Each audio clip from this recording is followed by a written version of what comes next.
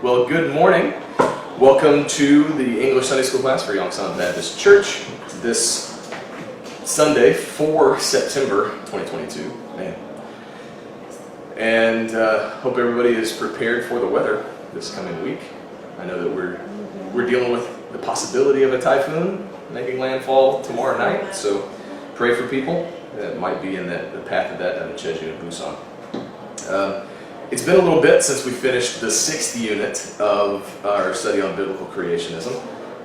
I took 3 weeks of leave, and Pastor was graciously filling in during that time. But we finished the set of lessons where we were looking up at evidence from the heavens for biblical creationism. And now our final unit, 7th unit, right? 7 is the number of completion and perfection. Maybe we'll be done. That's what everybody's praying online.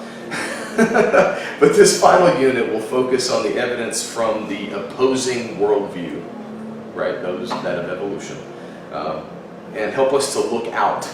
So we've been looking, right? We're going to look out for common evolutionary assumptions, arguments, and attacks throughout this block. But today, as we talk about evidence from the opposition and in the discussion of the concept, I think, of creation versus evolution, I didn't give myself enough time, so I didn't finish the presentation.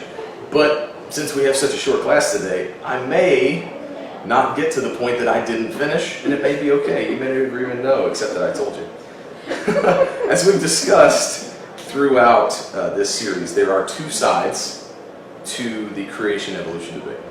Really, we don't give any credence to any other point of view, like aliens or existentialism or the Matrix or any of that, right?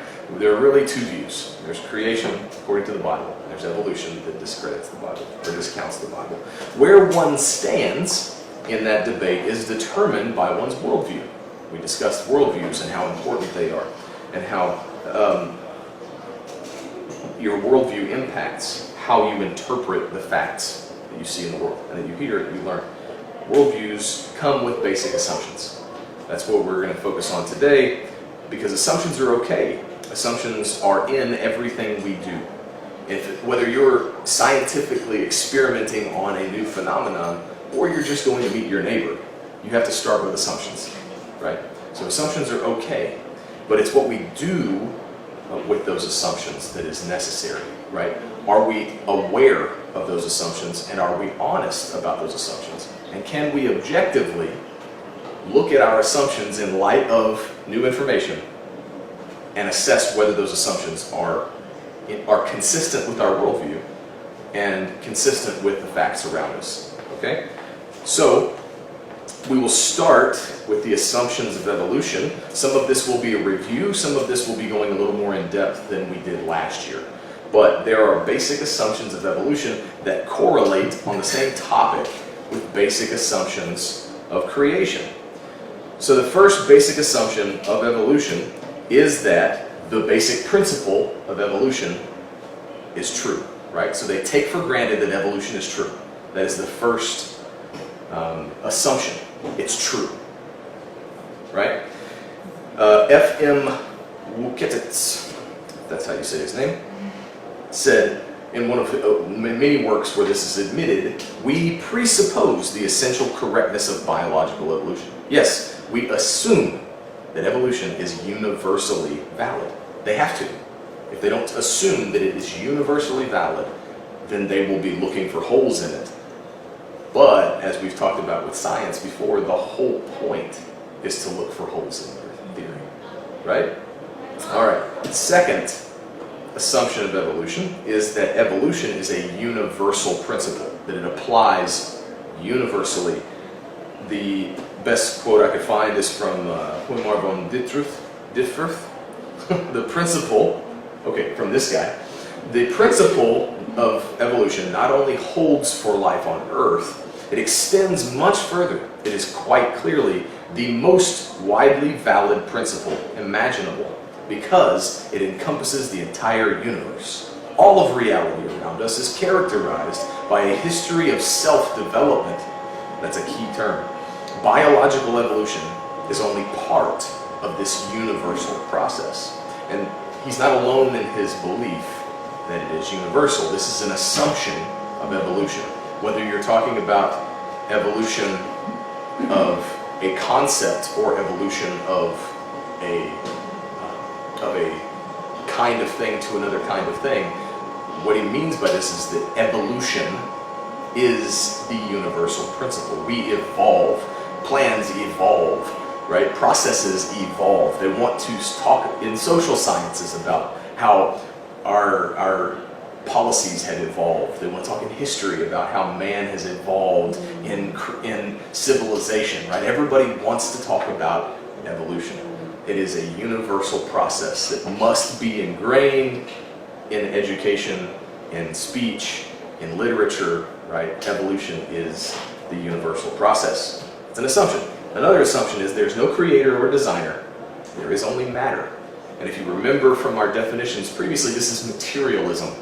Not materialism as in I want to buy stuff, but materialism as in the naturalistic philosophy, right? Naturalism and materialism go together as everything can be explained by natural processes, and there is nothing supernatural. There is only matter and how matter interacts with energy. And that is how they explain everything, right? So there is nothing supernatural. There's only matter. There's no creator, no designer. There are a couple of quotes here. This one from Ernest Kahana says, "It's absurd and absolutely preposterous," those are pretty emotional words, "to believe that a living cell could come into existence by itself." I agree. I totally agree. Emotional words or not. But, notwithstanding, I do believe it because I cannot imagine anything else. Imagine is also a key word. Okay. There's another quote that I didn't pull by, I believe, Stephen Gould, who said that along the same lines, evolution of non-life into life is completely absurd, but we have to believe it because the only alternative is special creation, and that is unbelievable. He knows that there is an alternative, but he refuses to believe it. So here's another quote. "This view, evolution, frees us from the difficulty of assuming that at some stage during the course of the development of our Earth, after animal life had started, something immaterial or psychical, nobody knows from where, stepped in and caused various effects in brains and brain capacities." So this is saying that evolution, as a theory, frees them from the difficulty of theological evolution, because he's not describing actual creation, right? He's describing what we would consider theological evolution, or the gap theory or the day-age theory, right? Where God used the process of evolution to turn animals into men, okay? But even that, he's saying, is stupid, and he wants to be free from that assumption. So pure evolution, right, means you don't have to think that way. You don't have to try to compromise. And he's not wrong, because if evolution were true, it would free you from those odd assumptions of supernatural interaction.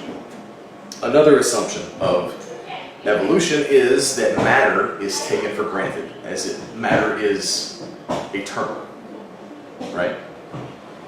The law of the conservation of energy and Einstein's equivalence of matter and energy, that's the E equals mc squared formula, that everybody knows the formula, but nobody really knows what it is, right? It's an equivalence of energy and matter mathematically, right?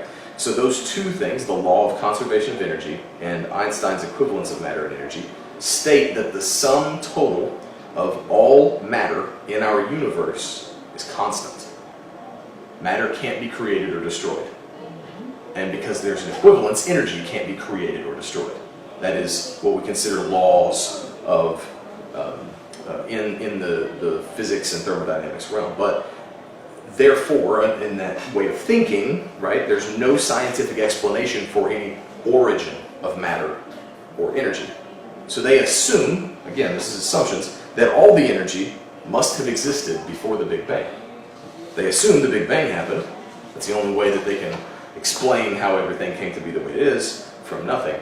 But it wasn't exactly nothing, because all the energy had to be there. All the energy that ever would exist had to already be energy.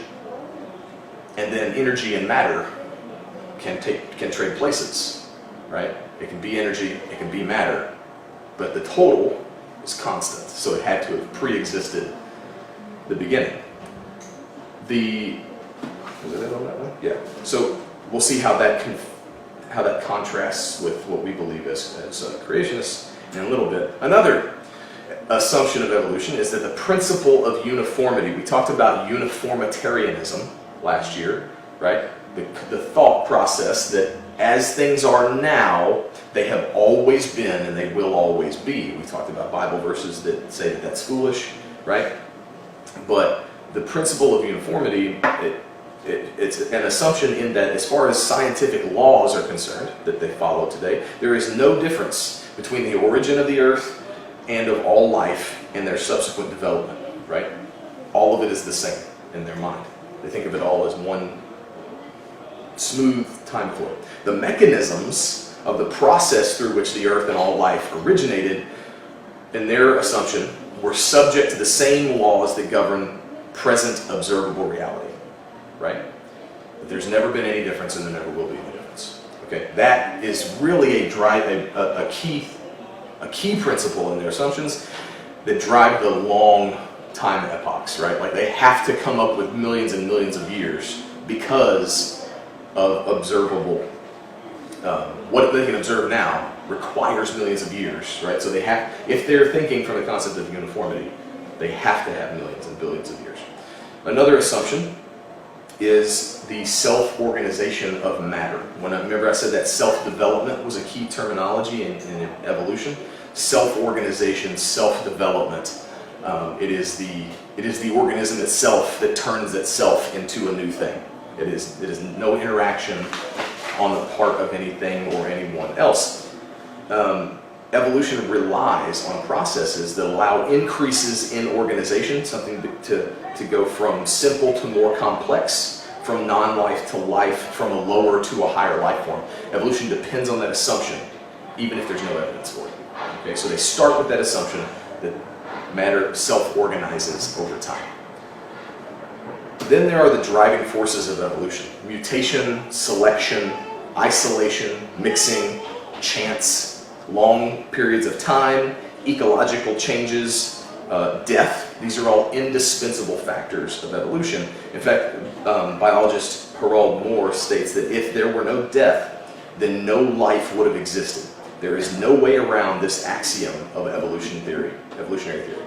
And he's not wrong. Within their way of thinking, death is the champion. Because it's only by death and death and death and death that you bring about changes in the gene pool, right? You have to, the ones that don't meet the survival of the fittest, right? There has to be a best and everybody else has to die. Then there has to be a best and everybody else has to die. And death is the champion of evolution. Which is, again, we'll see that contrast against creation. Another assumption is that there is no plan and no purpose. They have to assume, if you believe evolution, you assume there is no plan and there is no purpose. It's all random chance occurrences over long, insurmountably unintelligible periods of time. The same guy, Wrench, that said that, what did he say? Oh, that it frees them, from the assumptions of theological evolution. He also said that it's not necessary. This is how he calmed his students, right, when they would battle with issues of the mythology of God in their mind. It's not necessary to assume a mysterious guiding principle for the purposefulness observed in the structure and life of all organisms. Neither was a wise creator necessary for their origin. Oh, well, I'm glad you told me that. It's, you're admitting that there is a purposefulness observed, and you're admitting that there's a structure to all life and all organisms, but it's not necessary that there was anything behind the purpose. And it's not necessary that a wise creator was necessary for the origin of these things. Everything else we observe in life shows us that if something exists, it had to have been made, created, built, engineered. There had to have been, if there is a design that you observe, there was a designer, right? That is absolutely logical and it is irrefutable. My watch had to have had a watchmaker. My shoes had to have had a cobbler. That camera had to have an inventor, right? There is somebody that does everything that has design and purpose. There's also, anyway, we'll get to that later, but it's preposterous to just say, oh, it'll be okay. It's like standing on the Titanic, going down into the water, telling everybody, don't worry about it, go back to your cabin, it will be okay. That's a lie. You don't have my best interest at heart. Okay, no plan, no purpose, no time limits for the age of the universe. Karsten Bresch, yeah, that's how you say that, said, when unlimited time is available, then sometime, somewhere, one individual will progress to the next step, he means, of evolution. When he rolls a 6, that means when he gets lucky, right? He's saying that life's a gamble. And after millions and millions and millions and millions and millions and millions and millions of people die, one guy or girl, right, eventually is going to get lucky, and they are going to be the ones that advance to the next level of evolution. And that, my friends, is about all the hope that evolution can give you. Final assumption, most important assumption, and we talked about this last year, the present is the key to the past. The present is the key to the past. So then, this means that present day observational data may be extrapolated as far back in time as is necessary, or as you wish, right, to answer the origin concept. So here's an example. The present annual rate of erosion of the Grand Canyon. Remember when we studied the Grand Canyon in geology, when we were looking down? The present annual rate of erosion in the Grand Canyon is 0.15 millimeters. That's barely measurable. 0.15 millimeters a year. Okay? That, if you extrapolate that as the standard back to when the Grand Canyon was flat, that's 10 million years. So you're saying it took 10 million years to erode that canyon, which we know, obviously, because we studied geology in this class, we know that's preposterous. The current measured rate of expansion of the universe based on the Hubble constant places the time of the Big Bang at 18 billion years in the past. When I was a kid, the age of the universe was 4 billion years. And now, I'm not much of a kid anymore, but it's already 18 billion years. The age of the universe has more than quadrupled since I went through grade school. Does that mean we were wrong? Or does that mean that we're making something up? Okay. There is a German astronomer named Otto Heckmann who criticizes this remarkable sport of uniformitarian application of the present as the key to the past. He describes it as calculating with reckless abandon. And I like that. I think that's exactly what's going on. Because they don't care about the answers, they only care about the assumption. And then finally, there's a critical view of the Bible, right? To believe evolution, you have to have a critical view of the Bible. There's no personal God. There cannot be, because there's nothing supernatural, right? So the Bible must have been written by humans for humans. And that's the assumption. No matter what we try to show them from the Bible, their assumption, again, from their worldview, is that that Bible was written by humans for humans. So anywhere it claims to be supernaturally inspired, they're lying. Now I distrust them. So even if it does seem to be prophetic, obviously it was written after the fact and they just told people that it was written before the fact, because I distrust them. I distrust them because of my worldview. So now you get to really the crux of the matter. With all of these assumptions of evolution, right, and this is basically where we're going to get to today. with all of these assumptions of evolution, right? You can see that these are ingrained in them. Most of them aren't going to be able to, especially those who don't know evolution to a collegiate or graduate level, right? The people who don't study evolution, they just believe evolution, right? Because believing is different than acting. We could get into a whole class about that, about what belief is and what belief isn't. And we may do that this unit. But belief is not an action. It's not a state of mind. It's not a mental process, right?